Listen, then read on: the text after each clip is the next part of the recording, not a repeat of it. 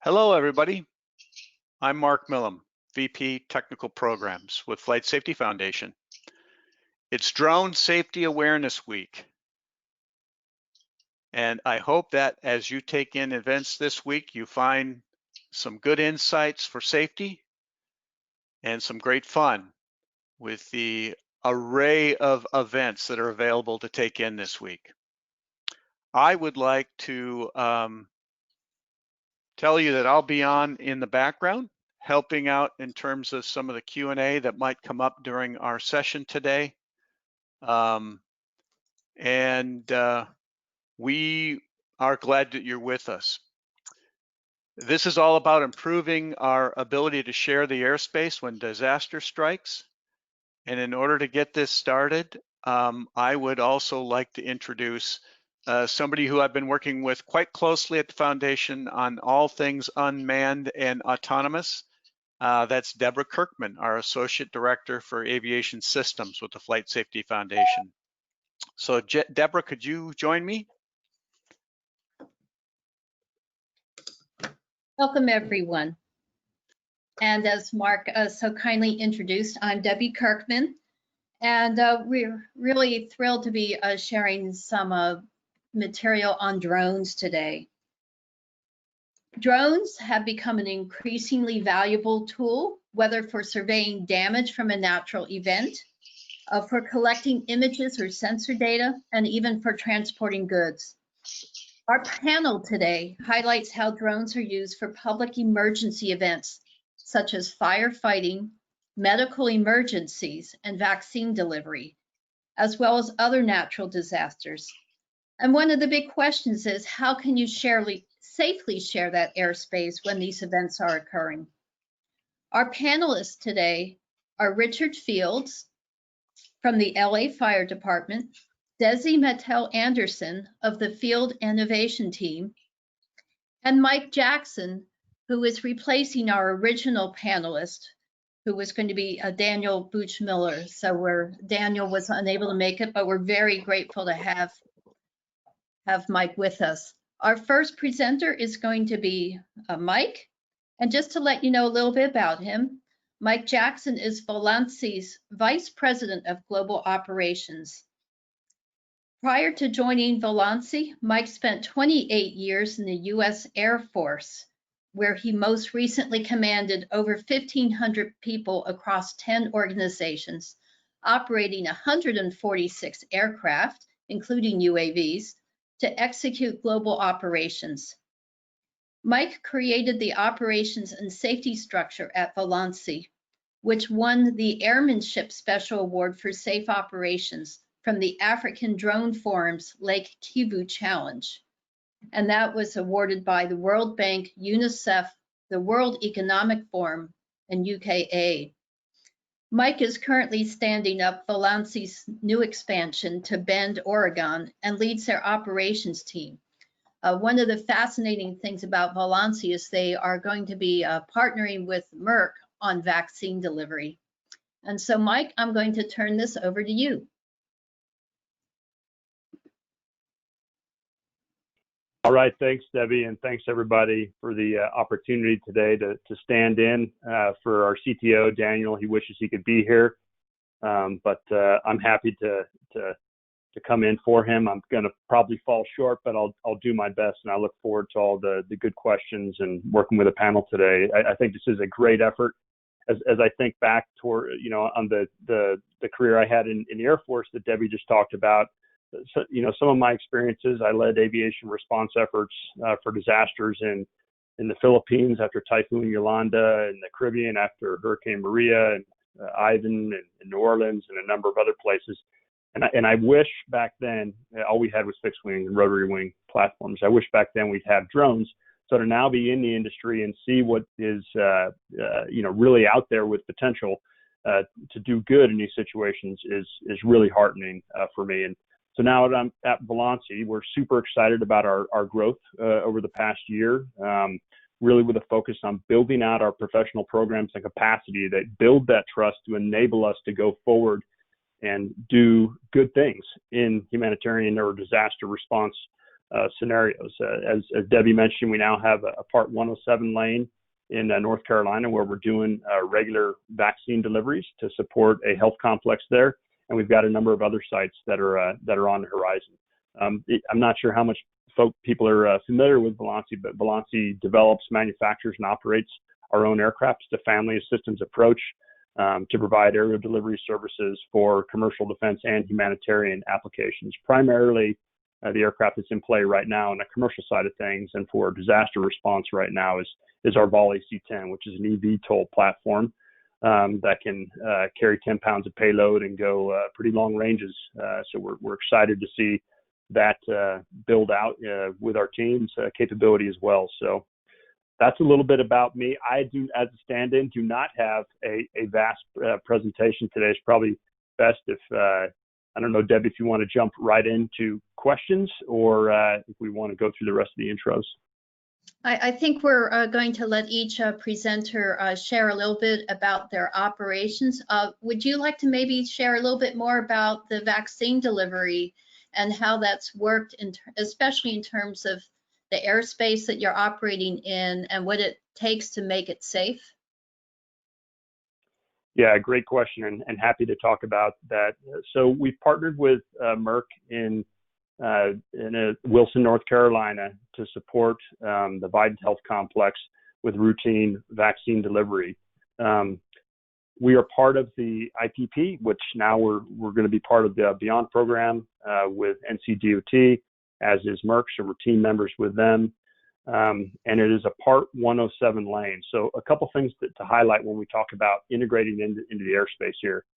We are flying totally Part 107 compliant without any existing waivers for this route. And we are operating, our route goes in relatively close proximity to a uncontrolled Class G airport as well.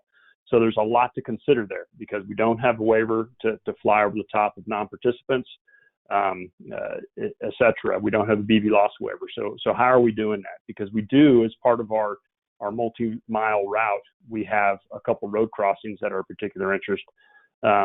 We've put in place different procedures that'll essentially, we're calling it a red light, green light procedure, where we use visual observers and positive control before we cross those roads, making sure that we won't have any unintended crossings of non-participants. We also did an extensive outreach with the local community to include law enforcement, local air traffic control, local operators, working hand in hand with NCDOT on that as well, and the local governance. And then we also have we do procedures there where we are constantly, in addition to our Part 107 requirements to clear the airspace and make sure we're doing right away and all that with for our PICs and with our visual observers, et cetera. We're also doing ingest of ADS-B to see if any of those participants pose a threat to us. So it's been a mixture of preparatory actions and then active risk mitigation as we fly that route. Keeping our finger on the pulse for local activities. We stand up a NOTAM so that folks can see that we are operating in the area. We're making CTAF calls for that local airport. So it really is a comprehensive approach to that Part 107 lane. I'll pause there and see if that generates any discussion. And one more thing, sorry if I cut anybody off there, but it's really exciting, even though this is, a Part 107 lane doing vaccine delivery. It is truly demonstrating the flexibility that drones will bring to this type of customer and this type of market.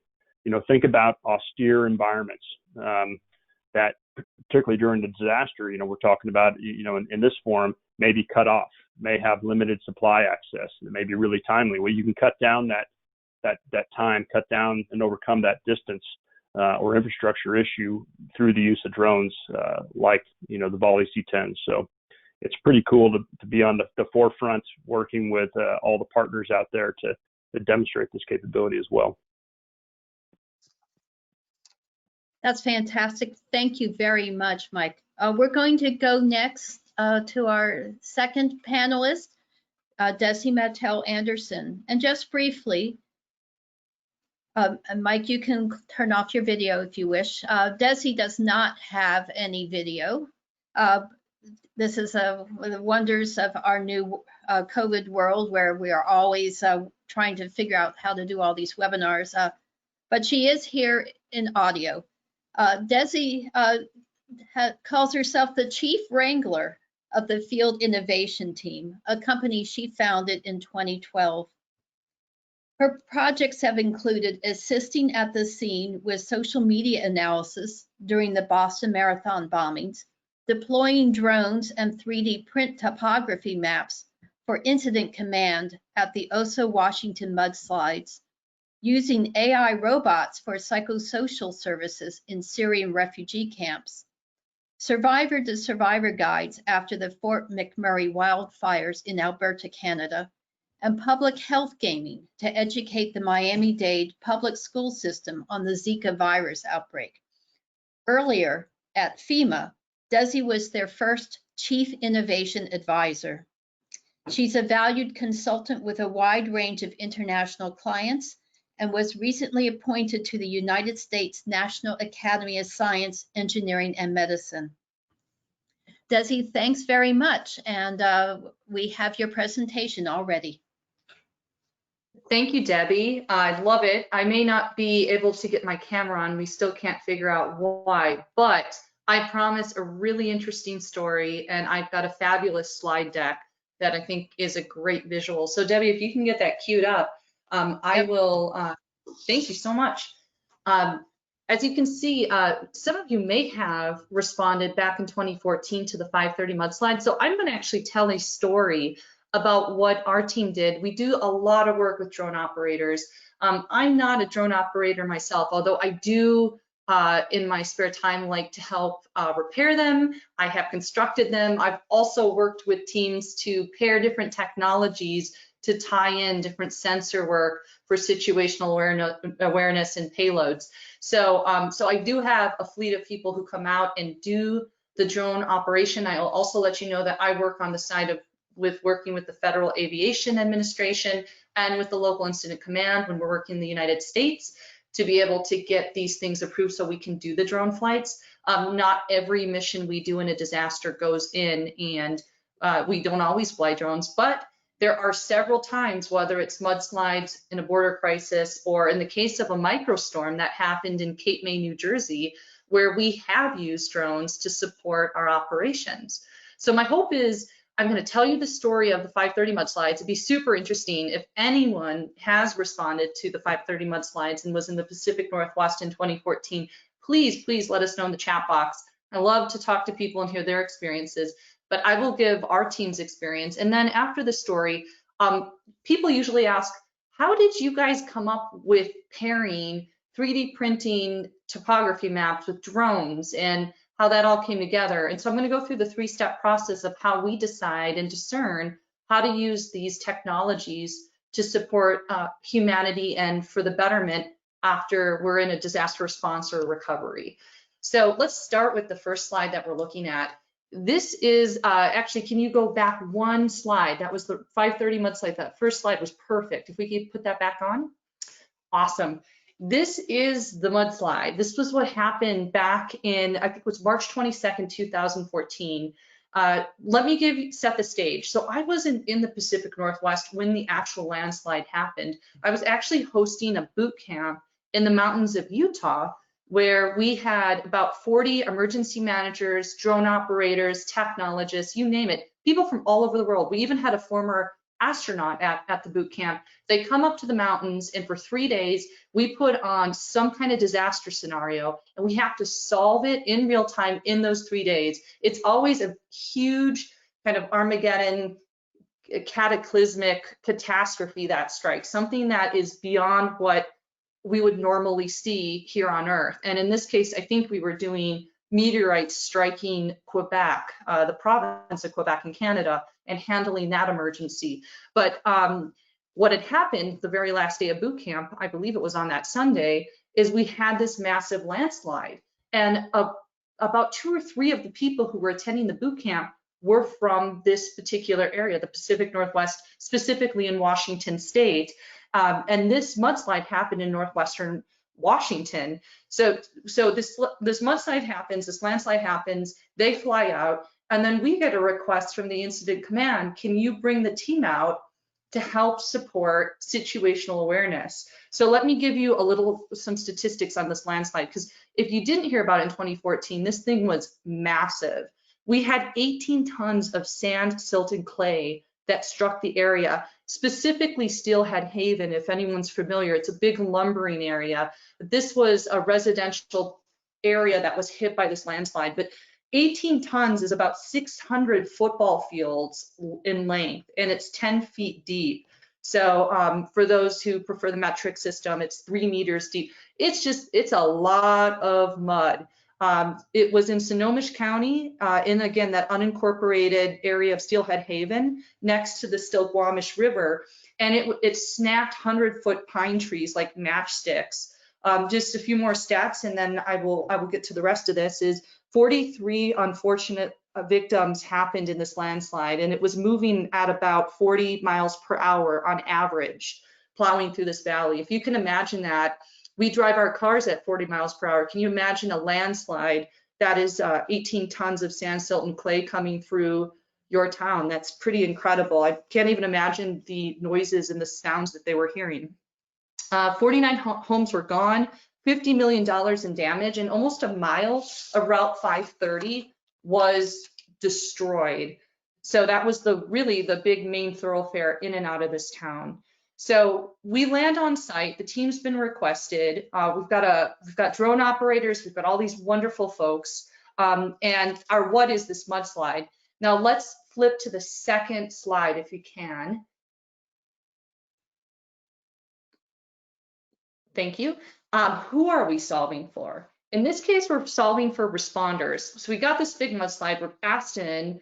Responders are trying to get into the situation. And why are we solving for them? Because they need to be able to do their work safely for search and rescue and recovery operations and not have a subsequent landslide. And for those who know the Pacific Northwest, it rains a lot in March. So we had to work together, because not only do we not want a subsequent landslide, but if we're going to do anything to make sure our search and rescue teams are going through response and recovery safely, we really need to understand the topography, because things have really changed. Even the river had moved because of this landslide. So this just gives you a sense of who and why we were solving. And if you flip to the next slide, the next slide is all about, if you could go to slide 3, which was just that next slide after it's the third slide. It's got a couple of options. Thank you. You'll see that this is actually illustrated in the book Future Survivor, but these are some of the options we came up with. So our what was mudslides, who were we solving for? Responders. Why were we solving for these responders? Because they need situational awareness to be safe as they do their search and rescue operations. So the first solution we came up with is on the left-hand side, solution 3, is we had this great idea. Well, let's put trampolines, displace the weight of responders so that they could leapfrog across this mudslide and hopefully not have another landslide. Now, I am a lawyer. I know that we can't actually put responders on trampolines and have them bounce around the mudslide, but that solution actually helped us get to solution 2, which is just above that, where we worked with a couple of drone operators from Texas A&M and an Airbot 100B, I believe, and we flew, again, with FAA approval, I'll explain that in a minute, 7 times around the mudslide. So we had it coordinated with flight traffic control. We also had it coordinated with weather, as well as we needed to have the FAA and the incident command approve this. Now, I will mention that FAA has to sign off on it, but ultimately it's the decision of the local incident commander on whether we can do it. And after explaining that we needed to get this situational awareness to show them where they had some weaknesses in the landslide, where they may want to keep people away for safety reasons, where they may be safe to go, they agreed that this was a strong enough mission to do in recovery operations and allow us to fly this drone. There's a whole lot of other details in the book that you can read about, but I want to kind of tell you what ended up happening in the story. So here we are, we've flown it 7 times around the mudslide. We're excited, we're taking all that imagery that we've gotten, and we're mapping it out to create this digital topography map that we're eventually going to 3D print for the incident command. Sounds fabulous, right? All of a sudden we realize that the imagery at this point from the drone is not high enough resolution.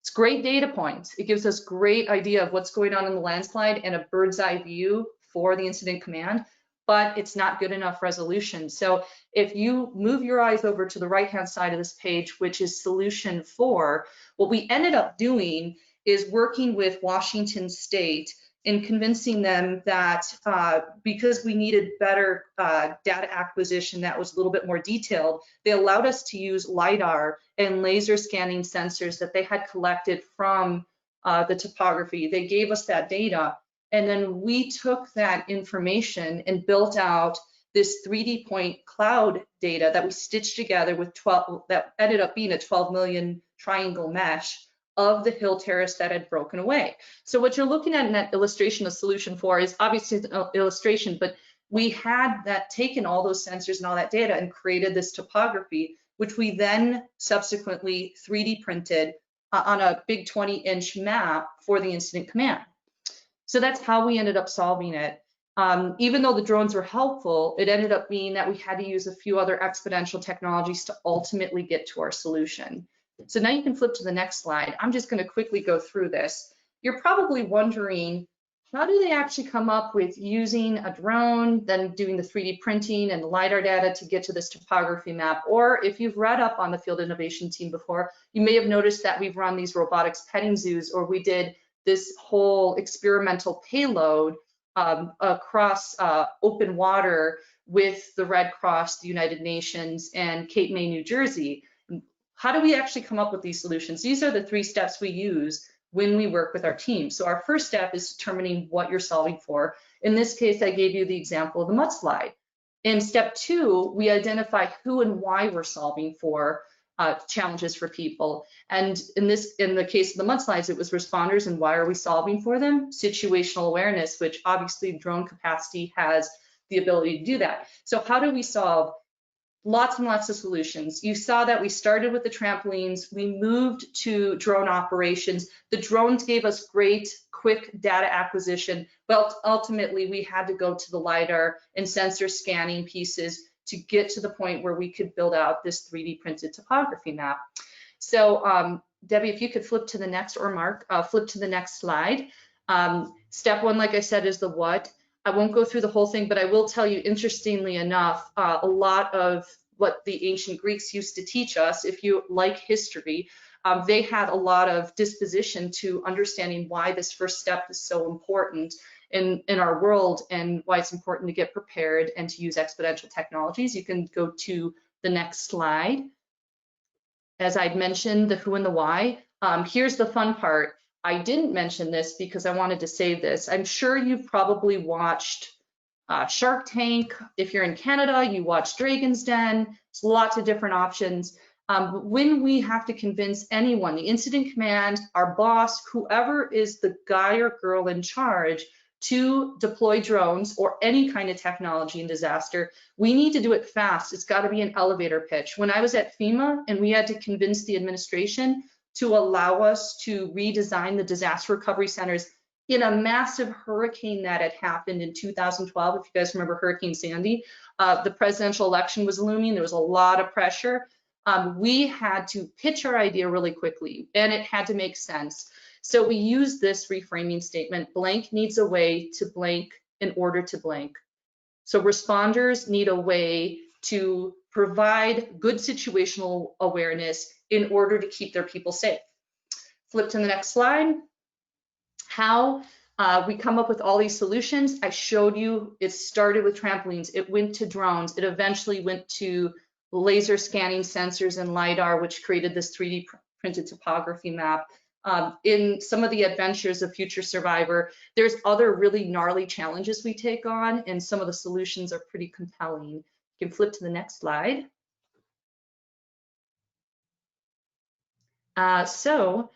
Just letting you know that this was quick and furious because we do want to get to our next presenter, Richard, but if you are interested in learning about some of the dynamic uses of technology and twisting and tying them into helping humanity in major catastrophes with governments and communities around the world, please do check out Future Survivor at www.futuresurvivor.org. It's 3 steps. You can use it whether you're in an emergency, you're in your lab helping to refine your technology, or you're just in your day-to-day trying to figure out how to use Zoom or any kind of teleconferencing while you're parenting at the same time and taking care of your dogs. So thanks for listening to my intro, and I'm excited to be a part of the panel. Thank you very much, Desi. I'm going to be introducing our 3rd panelist, Richard Fields. And Richard, feel free to turn on your video at this point. So Richard is a 27-year veteran of the Los Angeles Fire Department and currently holds the rank of battalion chief. In 2015, his innovative proposals to incorporate UAS technology led to the first jurisdictional COA, the Certificate of Authorization, from the FAA awarded in Los Angeles County, and that happened in 2018. Richard serves as the program coordinator for this effort and has directly overseen all aspects of the UAS program from its inception. As a result, the Los Angeles Fire Department has emerged as a public safety leader in developing and integrating UAS technology in the fire service. And so, and that plus the Los Angeles Fire Department through Chief Fields has worked with the FAA, NASA, Homeland Security, AUVSI, and others. Thank you, Richard.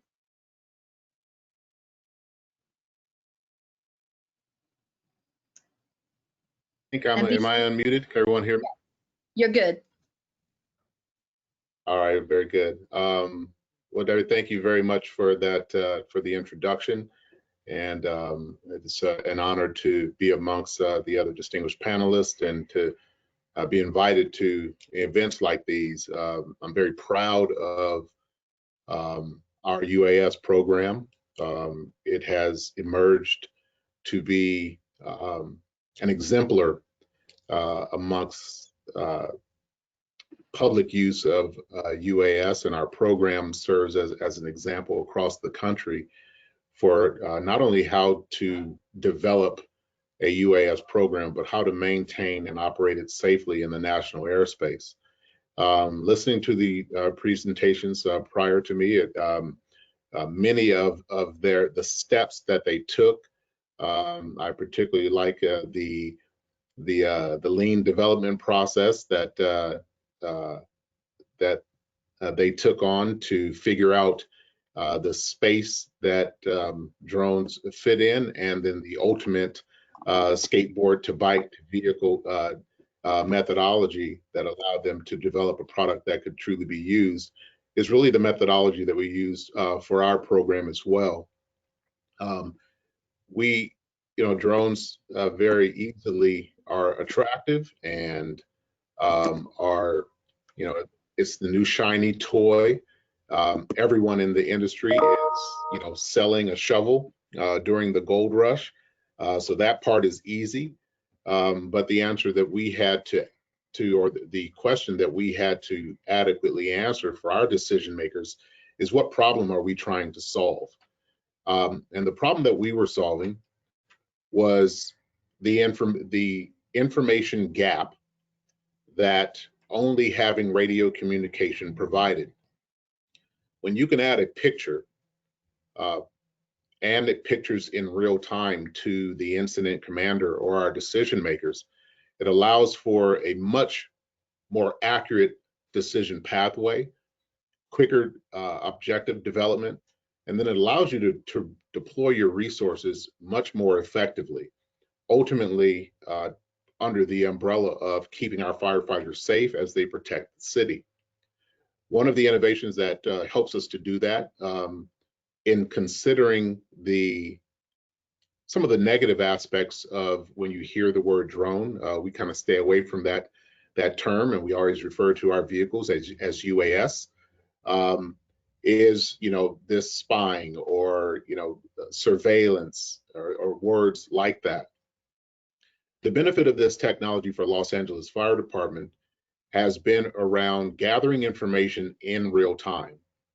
We don't pay a lot of attention to recording or archiving video, because ultimately we might as well just have someone fly an area, put that on a map, produce the map, and then get it to our incident commanders.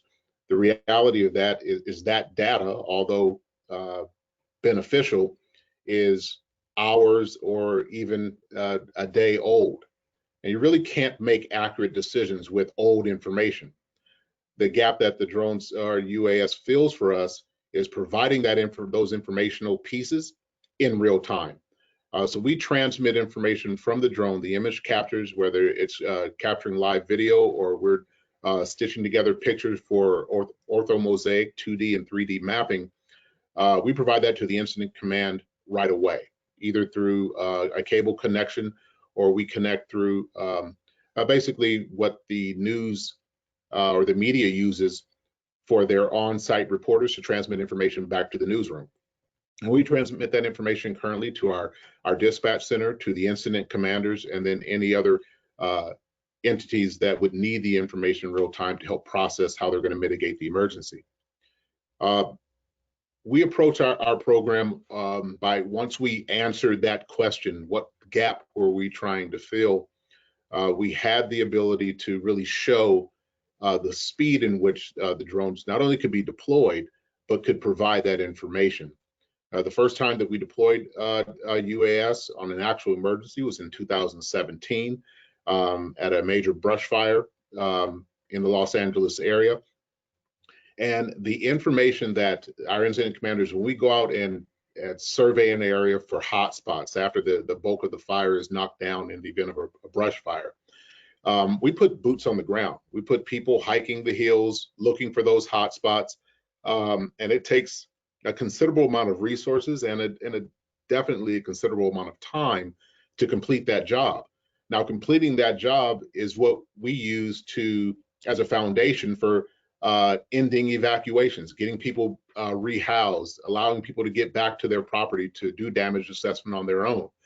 By incorporating UAS and using the infrared cameras, we could literally walk our firefighters to a hotspot. Instead of having to meticulously comb an area, we could, with precision accuracy, walk them to the hotspot, which allows us to do that process much more quickly, and getting people back into their homes. Our decision makers feel much more comfortable allowing people back in their homes, knowing that the fire is out. And then they can qualify that statement by actual visual data. In that particular event, we were able to get people back in their homes a day and a half earlier than we would have under normal circumstances. The UAS has allowed us to integrate into our brush firefighting tactics, allows us to integrate with our manned aircraft as a confirmation of some of the tactics that they deploy on the brush fires, as well as damage assessment. And then we do a lot of mapping now, being able to accurately estimate the scope and size of the damage that's occurred has been a huge benefit for our incident commanders as well. The other areas that we use our drones is in search and rescue. In our urban search and rescue teams are confined space or cliffside rescues, where the incident commander's visual acuity would be hampered by terrain or distance away from the incident. The drone fills that gap. And we also use our UAS in hazard mitigation when it comes to hazardous materials by using sensors that firefighters would normally have to carry on their body, or a handheld sensor. We can now fly the drone into that dangerous atmosphere, take those readings, do an assessment of the severity of the problem long before or without even having to put humans into that environment.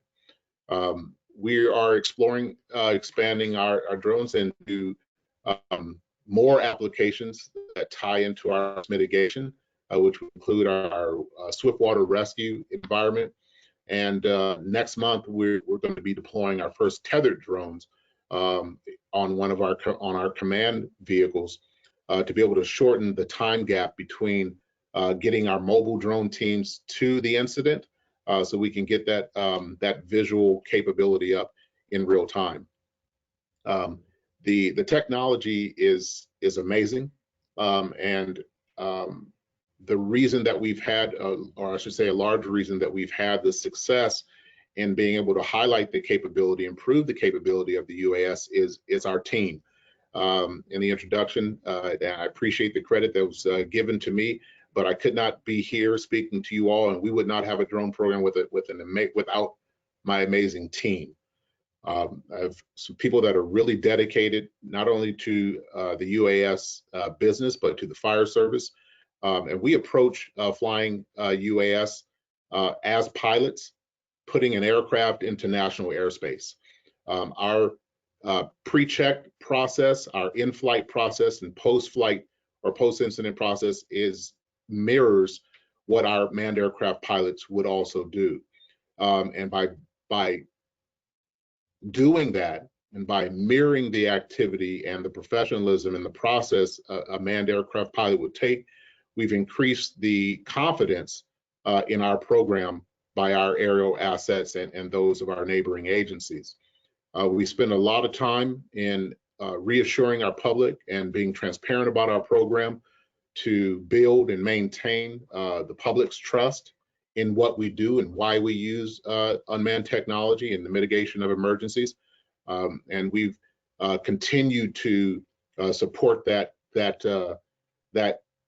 relationship and that trust by now using UAS in our inspection process, inspecting our vast array of oil wells that we have in the south part of Los Angeles, as well as the intermixed brush areas for our brush clearance and brush inspection units, using drones to access those areas that are difficult, which then provides much more accurate information to homeowners and property owners about the hazards that need to be cleaned up to increase our buffer zones between natural brush areas and residential. So have found a significant amount of success over the last 3 or 4 years. And we're looking to expand our program continually. And it's all with that collaborative effort between the fire department, our public partners, and building trust in the community at large. So thank you very much for having me here today. Thank you very much, Richard. And we're going to have a Q&A section. I have a few questions for the panelists. And feel free to use the Q&A button on your webinar window if you'd like to ask a question as well. So the first question I have for all three panelists is if you could talk about how do you coordinate with other airspace users who might be in the same airspace? And have you had a time when there's been a non-coordinating operator, maybe even an unwelcome operator in the same airspace that you were in? And if so, how did you deal with it?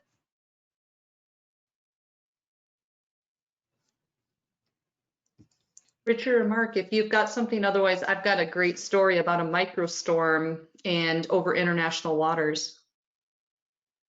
Yeah, please. We'll follow up after you. Although I do love wildfire stories, since it's such a big hot topic these days, and it'll continue to be a hot topic all the way up until the new year. Okay, so quick, there's a big part of this, but if there's anyone on this participant panel that is from New Jersey, you probably remember the storm back in 2016. So I'm moving from the mudslides to 2014 to 2016, when we had this microstorm come over Cape May. And for those who've been to Cape May, it's got these white sandy beaches. It's beautiful. There's quartz that's found in the natural parts of the rivers and the estuaries that come onto the beaches. So it's beautiful white sand dunes, gorgeous area. Oprah Winfrey's got a mansion there. I don't yet, but maybe someday. But we were up with the FAA test site center. They had one that the center there to do experimentation. And so we were working with the FAA to do these drone flights, and we had a lot of coordination because we had specifically been tasked with looking at payload. And I'd mentioned that this was in coordination with the United Nations. We had the United Nations is huge, ladies and gentlemen. There's probably about 6 or 7 of their different agencies there in Cape May, as well as the Red Cross, the Federation of Red Cross, and our partners at Cape May and at the FAA.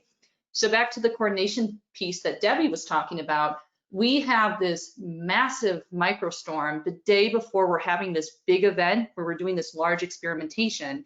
It's so massive that I happen to be in one location near, there's a aircraft museum near where our test flights were happening. I was there, it literally picked up a vintage Vietnam helicopter, lifted it up, and dropped it on its side. So the winds were really, really heavy and tough, and pulling trees right out of the ground, 100-year-old trees in Cape May. So you could probably guess that we had to kind of stop our operations because the storm had happened. And unfortunately, we did have a man out to sea who used to be a Navy captain who had actually shipwrecked the boat we rented onto a sand dune. But that's another story for another day. But when we got back up and running, we had to now take this technology and start to help in a spontaneous response that we hadn't expected. So back to coordination, we had all of our flight trajectories with the FAA. We had coordinated the traffic because there were multiple drones that were going up at different times. And as we've mentioned previously on the calls, you not only have to consider domestic flight plans, but you're going over ocean waters. There's an international piece to that too. So, so it was a little bit interesting because all the things we had been preparing for this experimentation a day later suddenly came to fruition that day. And it ended up working really well because, again, when we prepare together ahead of time, when we start thinking about these things ahead of time, putting it into play is fun because everyone starts to coordinate. So the lessons we learned from that is, one, when it's go time, it's go time. You can't say no, you just got to go help and do your good work. Number two, if you are coordinating different drone companies, operators, others, and when we work together, we actually become this huge, amazing fleet that can help amplify the response. And number three, for the guy who ended up on the shipwrecked boat in the sand dune, we were actually able to help him get a Coast Guard SOS rescue. But at the end of it, when he got back on the ship, the very, like literally an hour after the storm, he got back up to help support operations. We were able to use our payloads to drop off a wonderful juicy hamburger for him. His name is Mark. He lives in Nevada now. So he was rewarded for his courage in getting back up and being brave during the time. So yeah, coordination can work, but you got to prepare ahead of time. That's my story. I'm curious, Richard, whether you've ever had to deal with people who are using drones almost sightseeing during a fire situation, and what you all have done when there's been unauthorized drones in the area. You know, I think that again, I'm cautious because I try to stay in my lane when it comes to that. A lot of the counter drone activity and things like that, we kind of leave to law enforcement. So we do have some. We've had scenarios where that has happened before, where people are flying drones either out of interest or even when having media drones in the area. And you know, as was mentioned, it is important. I think Desiree mentioned about planning early, building relationships with our other agency partners when there are multiple UAS operations going on. Is critical to a smooth operation. I think that helps us to identify a nefarious drone. We know exactly where we are in that airspace because we planned and coordinated together. So when there is a drone that's not where it's supposed to be, it's easy to identify that as not one of ours or not engaged in the operation, and we can direct law enforcement to that operator. Now with some technology being able to look at the RF signals or the radio frequency coming from the controller or things like that. There, you know, obviously those are critical at large sporting events, things like that. And I think that's where we coordinate with those. We don't want having down the road of taking over or interrupting that drone flight because at the end of the day, if I interrupt it, I own it. And in reality, there's only a very short list of circumstances where a drone can be taken down without violating federal laws. So we really leave that small window. Just as an example, the marathon is a great example. It passes through 2 counties and 4 cities here in Los Angeles. So we have to coordinate with Los Angeles County, Beverly Hills, Santa Monica, Culver City, in managing the drone flight through all those individual airspaces, coordinating with 2 aircraft or 2 airports, and standing up notice to airmen, temporary flight restrictions in those areas. But that coordination allows us to also come up with a plan on how to mitigate nefarious drone activities. And in that particular scenario, the FBI was the entity that was responsible for that. But by plan drone operations, it allowed them to plan for areas where we were not going to be. And so if they saw something in that area or noticed airmen stood up with a drone that had not registered, then it's easy to take action on that. So I think the one thing to echo, as Desiree mentioned, is pre-planning and good relationships prior to operations are key to a smooth multi-agency or multi-UAS operation. Thank you. And so, Mike, I'm just going to mention, somebody asked a question, if you could speak about Volansi's new location in Bend. They asked what are the goals and mission intentions? And will responding to emergencies be within the scope of Volansi's capabilities? Yeah, great question. So the purpose of our expansion here in Bend is to be able to enable our expansion target goals for 2021 and beyond. So we have business that we're trying to generate through 2021 and beyond. So this gives us a site where we can build and produce and also operate. Do we think that we have disaster response and things like that in our job jar going forward? Absolutely. We think that, you know, drones, as both the other panelists have mentioned, you know, they provide a force multiplier in these situations.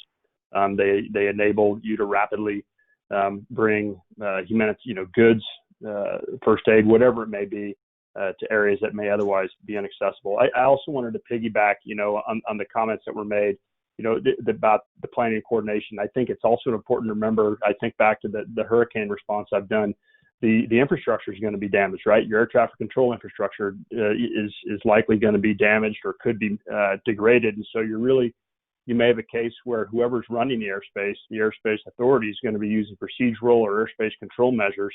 And so being well linked in with those, having that relationship and understanding who owns the airspace and how folks are going to deconflict is absolutely key at the front as well.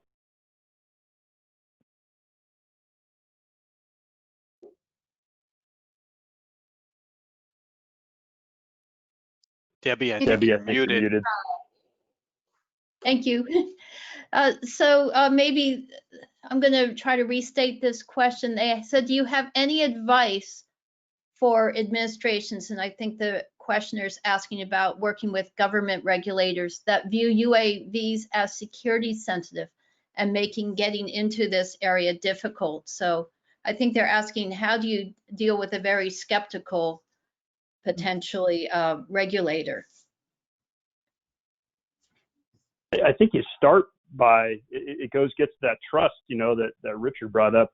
You start by showing that you're a professional, that you bring a professional approach to your profession, just, you know, similar to you know, what they're doing with the fire department there. At Volansi, we treat our UAS operations like manned aviation. We bring that same discipline into our planning, execution, risk mitigation, et cetera. So when you show that to the regulators, that you're not out there some rogue operator, then that immediately starts to put them in their comfort zone and you can have an open dialogue. And then I think, you know, what we see working with the regulators is that the more honest you are with what you're trying to do and what your capability limitations may or may not be, that opens the door as well, because they're trying to bring this capability to bear and safely integrate it into the NAS as well. Great. And yeah, I would definitely.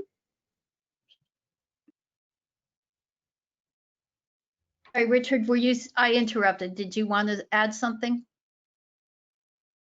Yeah, just to tell what Mike was saying, I think that, you know, we experienced that in the development of our program in dealing with the public's concerns. And we were proactive and contacted the ACLU before we even went to public comment. We sent them our draft policy and asked them to, you know, shoot holes in it, show us where we were not, you know, not in line with their expectations. And by reaching out to them early, it allowed us to have a much more robust product at the end. And it eliminated all those questions because the one thing they could say is that, you know, our proactivity showed our willingness to be transparent in how we were going to use our product. And then I think that, you know, we took every opportunity possible with our elected officials, given the through our certificate of authorization process that we had to go through. We invited our elected out to see what the UAS could do and how it could impact their council districts by allowing us to integrate this technology into our response matrix. And, you know, I tell you, when you bring the public out to a public forum and allow them to see the UAS and see it operate, that, again, that picture is worth 1,000 words. When we showed it to people, the technology really spoke for itself. So I think you're getting out ahead of it. You're reaching out to your, you know, just addressing the pain points right away, and having, you know, the kind of that collaborative attitude, I think has been the areas where we've been successful in moving our program forward. Okay, great. And just a couple other questions that were related to you. I'm going to just read two of them. One asked whether the people who operate UAVs are also firefighters in your department, or whether that's a separate role. And somebody asked about whether you can use UAVs for fire retardant. So to answer the first question, yes, all of our operators are, they're not all firefighters, but they are all members of the Los Angeles Fire Department. As an example, we have several operators in our GIS and mapping section who can also fly drones for map production, for surveying, and functions like that. But all of our operators are members of the Los Angeles Fire Department, as well as all holding their Part 107 license. And then we only operate under our COA or Part 107. We're gonna be in one of those two lanes in any flight that we take other than training. As far as the second question, we've not yet got into delivering retardant. Part of my background is in the wildland. I do a lot of boots on the ground work as a strike team leader for in the wildland, and so I know where drones fit. I know where they don't. But not to say that we'll never get there. But the retardant in reality is a very small part of the equation of mitigating a large brush fire. So, and then of course, taking on, the weight, being able to deliver that product, and then being able to get, an unmanned vehicle close enough to that fire front for that retardant to be effective, or to lay it, put it in an area where it can be effective, brings up some other issues. So it's definitely in conversation. We're looking at using unmanned vehicles to deliver equipment, things like that, of which retardant could be one of the things that we eventually are able to get to the fire front. Thank you. And I'm going to there's a special request for Desi to display the slide with the name, etc., blanks to write down who, why, and what. And so, Mark, maybe if you could go back to that slide and I think there was some interest in really understanding that one item. Yeah, Debbie, we're excited because these 3 steps, you're a drone operator, technologist, whatever you're doing, a responder to help our field. And if you can use these 3 steps to help problem solve, we can create amazing things together. And if anybody's interested in the Harvard case study that they did, they've actually done 2. I'm happy to share that with Debbie and the team and get that to you, but it helps us just come up with new ways to repurpose technologies. So if you've got a great idea and how to help support humanity and emergency management, we are game. Thank you very much. I'd echo that sentiment as well. You know, we didn't get to where we are alone. And, you know, I'll speak from a public safety perspective, which, you know, all of us touch that area. We're not going to get to the goals that we're looking toward alone. So anytime we have the opportunity to collaborate with other public safety professionals or people that are interested in bringing technology to bear, we're open to that because it's going to, you know, reveal things that we've never thought about and ways to protect the public that we haven't thought about to this point. So be happy to share our experiences, good and bad, and as well as our contact information to give people access to myself and my team. Okay, one last question. There was a question about whether this is again for Desi, whether there were any altitude restrictions on places like the Mudslide. How high could your drones fly in that Mudslide situation? That's a great question by Steve. And I might have given you I hope my message came through, Steve. I can't see if it did, but I'm happy to share it with everyone because it is something that we all think about. We did do line of sight and we didn't, I'd have to look back because it was 2014 and we've done so many drone flights since. But from what I remember from the after action report, we had our flight track with the FAA about what we were going to do, the exact swing around the mudslide. We did a circle 7 times around this big mudslide. I don't remember there being an altitude restriction. I do remember but that's not to say there wasn't. I'd have to look back at just our reports because again, it's been 6 years ago. But what we did have to be considerate of is our timing. So 2 things with the timing that was a concern. One, well, there were manned vehicles up in the air, not UASs, but people who were in helicopters and planes and others who were over the site. We needed to be cognizant, obviously, to ground our operations. So we had specific timing with the flight controllers to do our specific flights at certain times. But here's the other timing thing we had to consider. It rains a lot in the Pacific Northwest. We didn't have wind, but we had rain. And so besides timing our flights, we had a few reschedules because of some of the rain and some of the weather that we ran into. So if I find out differently though, Steve, I will let you know personally. I can talk to Debbie, but I have a feeling that wasn't our biggest issue. Our big issue was the weather and the timing with the manned flights and just coordination. Okay.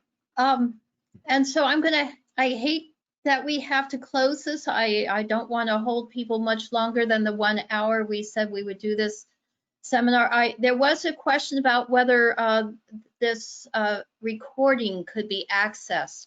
Mark, if you're still able to be online, I know that we have at Flight Safety Foundation a YouTube channel where we plan to post this. And we would love it if you would want to review this, or perhaps we have some other videos that might be of interest to our drone users. And through this event too, Debbie, we can send out a reminder when that video is available with a link that allows you to take a look at it even before we get it posted on the YouTube channel.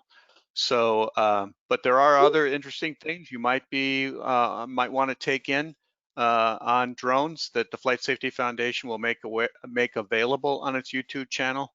I just am really pleased and excited about the panelists we had today. It was great to have you all here. And I'm sorry to our audience that we started a little bit late, but we're keeping it to an hour just to be respectful of everybody's time. And I'm sure there's a lot of other things in the whole Drone Awareness Week that people want to take in. So we don't want to take away from that either. Yeah. So thank you to our panelists, Desi, Richard, and Mike. You've really brought some colorful thoughts and ideas of how we use drones in these situations, and we're really grateful for your time. And thank you to our audience to join us for this conversation. Thank you, Debbie, Mark, and team. Thank you. Thanks. Thank you very much. Stay safe, everyone. Bye-bye. Bye-bye.